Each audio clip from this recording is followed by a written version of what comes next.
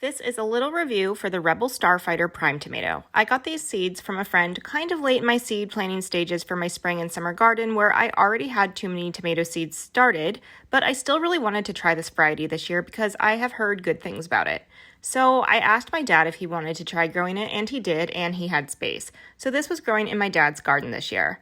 And you can see how pretty a tomato it is. It's an ox-heart-shaped tomato, and it's got some neat colorings on it, and I love the stripes. But does it taste good? The flavor is good, but I don't feel like it really stands out to me. It seems mild and acid, but I just don't feel like it's unique enough in flavor for me to want to grow it myself next year. My dad seems undecided, but I think he's leaning towards no. It is a pretty tomato, but one of the things to note is that it hasn't been very productive, and the plant itself has kind of a drooping growth habit, so it does need a lot of support.